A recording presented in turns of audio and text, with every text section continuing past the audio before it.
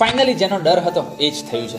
Glenn Phillips IPL 2025 માંથી બહાર થઈ ગયા છે. તેમના રિપ્લેસમેન્ટ તરીકે કયા ઓલરાઉન્ડરને લીધા ગુજરાતની ટીમે? શું કગીસો રબાડા હજુ પણ પાછા આવવાના છે? બધું જ જાણીએ એ પહેલા આઈપીએલ ને લગતા આવા જ વિડીયોઝ આપણી ગુજરાતી ભાષામાં જોવા માટે આ ચેનલને ખાસ ફોલો કરી લેજો. યસ, પહેલા કગીસો રબાડા અને પછી ગ્લેન ફિલિપ્સ, બે સુપરસ્ટાર પ્લેયર્સના જવાથી ગુજરાત ટાઇટન્સની ટીમને આઈપીએલ 2025 માં ખરેખર મોટો ઝટકો લાગ્યો છે. રબાડાની વાત કરીએ તો તેઓ શરૂઆતમાં 1-2 મેચ રમ્યા પછી પર્સનલ રીઝન્સના કારણે સાઉથ આફ્રિકા પાછા જતા રહ્યા છે અને તેઓ પાછા ક્યારે આવશે તેને લઈને કોઈ જ ઓફિશિયલ અપડેટ નથી. જ્યારે ગ્લેન ફિલિપ્સને લઈને તો ઓફિશિયલ અનાઉન્સમેન્ટ આવી ગયું છે. ઇન્જરીના લીધે તેઓ આઈપીએલ 2025 માંથી બહાર થઈ ગયા છે અને તેમના રિપ્લેસમેન્ટ તરીકે ગુજરાત ટાઇટન્સની ટીમે શ્રીલંકાના દસુન શનાકાને 75 લાખમાં ખરીદી લીધા છે. દસુન શનાકા એક ઓલરાઉન્ડર છે, શ્રીલંકાના કેપ્ટન પણ રહી ચૂક્યા છે અને શ્રીલંકા માટે તેઓ 100 કરતા પણ વધારે T20 રમવાનો એક્સપિરિયન્સ ધરાવે છે. ઇનફેક્ટ આઈપીએલ 2023 માં તેઓ ગુજરાત ટાઇટન્સની ટીમનો જ ભાગ રહી ચૂક્યા છે. ઓફકોર્સ ગ્લેન ફિલિપ્સ જેવું એક્સ ફેક્ટર લઈને નથી આવતા કે પછી એટલા બધા જોરદાર રેકોર્ડ્સ પણ નથી, પણ કદાચ તેમની ઓલરાઉન્ડર એબિલિટીના લીધે ગુજરાત ટાઇટન્સની ટીમે તેમને સિલેક્ટ કર્યા છે. પ્લેઇંગ 11 માં હમણાં જગ્યા મળશે કે નહીં એ તો ખબર નહીં, પણ એઝ અ બેકઅપ તરીકે શ્રીલંકાના આ એક્સપિરિયન્સ ઓલરાઉન્ડર પ્લેયર